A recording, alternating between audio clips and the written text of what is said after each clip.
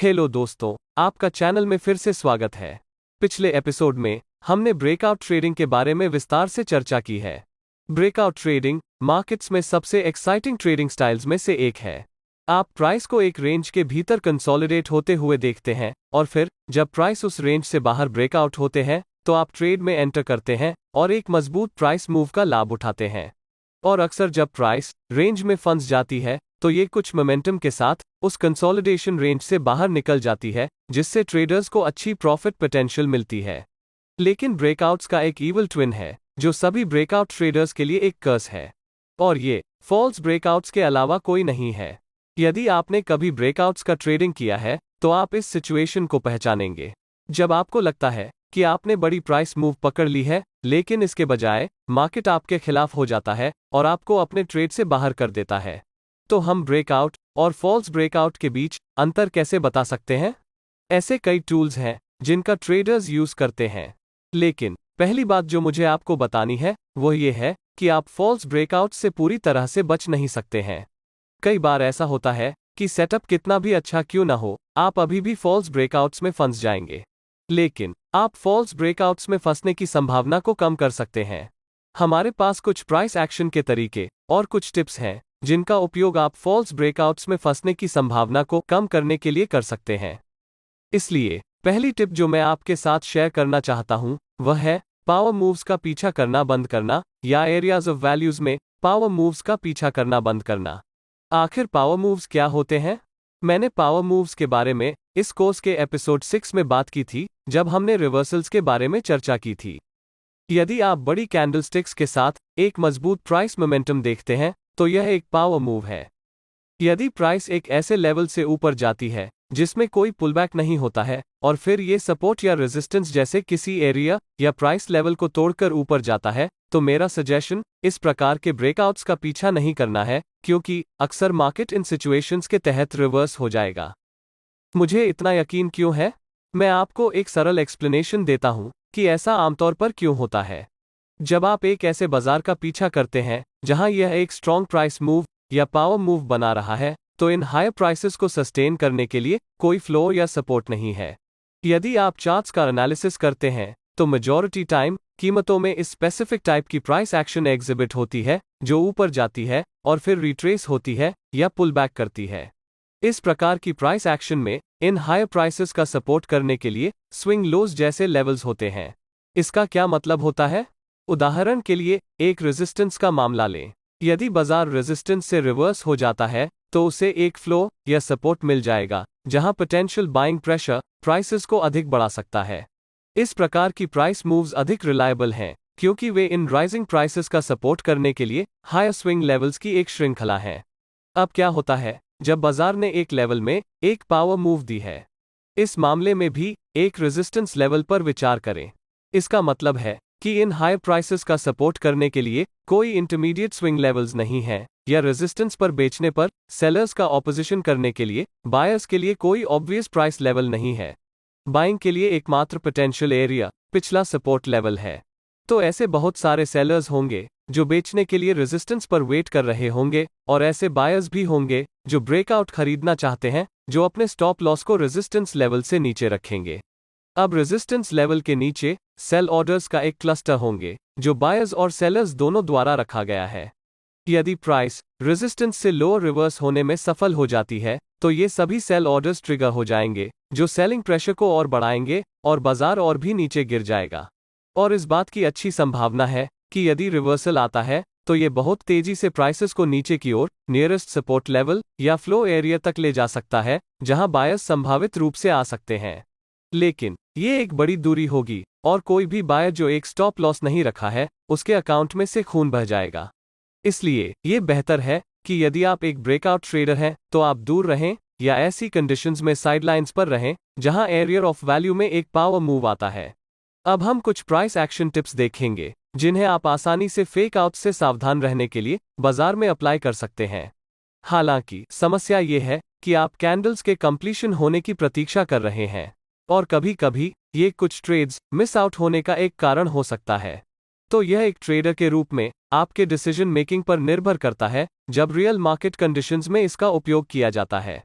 Candlesticks और volume data में clues हैं जो इस बारे में जानकारी देते हैं कि यह रियल ब्रेकआउट है या नहीं। ये सभी कंसिडर करने योग्य हैं और इंडिकेटर्स जैसे अन्य टूल्स के साथ संयोजन में उपयोग किए जा सकते हैं। एक ब्रेकआउट होता है क्योंकि प्राइस कुछ समय के लिए रेजिस्टेंस लेवल से नीचे या सपोर्ट लेवल से ऊपर होता है। रेजिस्टेंस या सपोर्ट ऐसा लेवल्स बन जाता है जिसका उपयोग कई ट्रेडर्स एंट्री पॉइंट्स या स्टॉप लॉस लेवल्स सेट करने के लिए करते हैं। जब प्राइस सपोर्ट या रेजिस्टेंस लेवल्स के माध्यम से टूटता है तो ब्रेकआउट की प्रतीक्षा कर रहे ट्रेडर्स इसमें कूद पड़ेंगे, और जो लोग प्राइस को ब्रेकआउट नहीं करना चाहते थे वे बड़े नुकसान से बचने के लिए अपनी पोजीशन से बाहर निकल जाएंगे। इस हड़बड़ाहट से अक्सर वॉल्यूम्स में इंक्रीज होगी, जिससे पता चलता है कि बहुत सारे ट्रेडर्स ब्रेकआउट लेवल्स में इंटरेस्ट रखते थे। एवरेज से अधिक वॉल्यूम्स ये कंफर्मेशन करने में मदद करता है कि यह रियल ब्रेकआउट है। यदि ब्रेकआउट्स पर केवल स्मॉलर वॉल्यूम्स ही है तो वह लेवल बहुत सारे ट्रेडर्स के लिए महत्वपूर्ण नहीं हो सकता है, या ट्रेडर्स को उस विशेष लेवल के पास ट्रेड करने के लिए इंटरेस्ट नहीं है, या लेवल इंटरेस्टिंग नहीं है। इन लो वॉल्यूम के ब्रेकआउट्स के फेल होने की अधिक संभावना है। अपसाइड ब्रेकआउट्स के मामले में यदि ये फेल होता है तो प्राइस रेजिस्टेंस लेवल से नीचे गिर जाएगी। किसी सपोर्ट के डाउनसाइड ब्रेकआउट के मामले में, जिसे अक्सर ब्रेकडाउन कहा जाता है, यदि ब्रेकडाउन फेल होता है तो प्राइस सपोर्ट लेवल से ऊपर वापस आ जाएगी। कुछ मामलों में हाई वॉल्यूम्स में ब्रेकआउट के बाद भी ब्रेकआउट डायरेक्शन में फिर से चलने से पहले प्राइस अक्सर ब्रेकआउट लेवल पर रिट्रेस हो जाएगी या पुल बैक हो जाएगी। ऐसा इसलिए है क्योंकि शॉर्ट टर्म ट्रेडर्स अक्सर इनिशियल ब्रेकआउट्स खरीदते हैं लेकिन फिर प्रॉफिट्स के लिए बहुत जल्दी एग्जिट करने का प्रयास करते हैं। शॉर्ट टर्म ट्रेडर्स द्वारा ये प्रॉफिट बुकिंग टेम्पररी प्राइसेस को ब्रेकआउट लेवल पर वापस लाएगी। यदि ब्रेकआउट रियल है तो प्राइस को ब्रेकआउट डायरेक्शन में वापस जाना चाहिए। यदि ऐसा नहीं होता है तो यह एक फेल्ड ब्रेकआउट है और प्राइसेस रिवर्स हो जाएंगी। वॉल्यूम्स का एनालिसिस करना ये पहचानने का एक तरीका है कि ब्रेकआउट असली था या नकली। लेकिन जैसा कि मैंने पहले मेंशन किया है, ये हर बार काम नहीं करता है और ऐसे मौके आते हैं जब यह आइडिया फेल हो जाएगा। तो आइए ब्रेकआउट्स और फेकआउट्स के बीच अंतर को ध्यान में रखने के लिए कुछ और कॉन्सेप्ट्स पर विचार करें। पहली बात यह है कि आपको ये देखने के लिए वेट करनी होगी कि कैंडलस्टिक सपोर्ट या रेजिस्टेंस लाइन के नीचे या ऊपर क्लोज होता है या नहीं। इसका मतलब है कि ब्रेकआउट कैंडल की रियल बॉडी रेजिस्टेंस लेवल के ऊपर क्लोज होनी चाहिए या ब्रेकडाउन कैंडल की रियल बॉडी सपोर्ट लेवल के नीचे क्लोज होनी चाहिए। बदले में इसका मतलब है कि ब्रेकआउट्स की कंफर्मेशन करने के लिए बस लेवल से परे एक विक या शैडो बनाना काफी नहीं है। फॉलो करने के लिए यह एक अच्छा रूल है, लेकिन अपने आप में यह रिलायबल नहीं है। दूसरा पॉइंट यह है कि आपको सपोर्ट या रेजिस्टेंस लेवल से परे कैंडल के क्लोज होने का इंतजार करना होगा और फिर आपको प्राइस के ब्रेकआउट लेवल पर वापस आने या पुलबैक होने का इंतजार करना होगा और फिर ब्रेकआउट की डायरेक्शन में प्राइस आगे बढ़ना होगा और ये कैंडलस्टिक ब्रेकआउट कैंडल से परे क्लोज होनी चाहिए। ये रेजिस्टेंस टर्न सपोर्ट या सपोर्ट टर्न रेजिस्टेंस मेथड है जो ब्रेकआउट ट्रेडिंग के लिए वास्तव में एक रिलायबल तरीका है, लेकिन इसके लिए बहुत पेशेंस की आवश्यकता होती है क्योंकि पुलबैक के लिए बहुत अधिक वेट करना पड़ता है और कभी कभी प्राइसेस वापस भी नहीं आती हैं या लेवल पर पुलबैक नहीं होती हैं और संभावना है कि आप ट्रेड को मिस कर सकते हैं। तीसरा पॉइंट बड़े कैंडलस्टिक्स को देखना है जो इंगित करता है कि ब्रेकआउट के पीछे मोमेंटम है, और यह भी चेक करें कि क्या ब्रेकआउट वॉल्यूम पिछले वॉल्यूम से अधिक था। लेकिन डाउनसाइड यह है कि एक बहुत बड़ी कैंडल का मतलब है कि आप संभावित रूप से इस प्राइस मूव का एक बड़ा हिस्सा मिस किया गए हैं, इसलिए यह आपके रिवॉर्ड टू रिस्क के साथ साथ आपके स्टॉप लॉस के प्लेसमेंट को भी प्रभावित कर सकता है। समझने के लिए अंतिम पॉइंट यह है कि आपको मार्केट स्ट्रक्चर में प्राइस बिल्डअप की तलाश करनी होगी जो कि एक टाइट कंसोलिडेशन या रेजिस्टेंस लेवल में एक असेंडिंग ट्रायंगल के समान हाई लोज हो सकता है या एक डिसेंडिंग ट्रायंगल के समान सपोर्ट लेवल में लोअर हाइज हो सकती है, जो क्रेडिबल पैटर्न्स हैं जो हाई प्रोबेबिलिटी वाले ब्रेकआउट ट्रेड्स दे सकते हैं। आप उनके बारे में पिछले एपिसोड से और जान सकते हैं। अब हम एक इंडिकेटर का उपयोग करके ब्रेकआउट कंफर्मेशन प्राप्त करने का एक फास्ट तरीका देखेंगे। यह एक इमीडिएट येस और नो कंफर्मेशन देगा कि क्या हम इस ब्रेकआउट पर भरोसा कर सकते हैं या नहीं। इसके लिए हम अपने चार्ट में RSI इंडिकेटर या रिलेटिव स्ट्रेंथ इंडेक्स को ऐड करना होगा।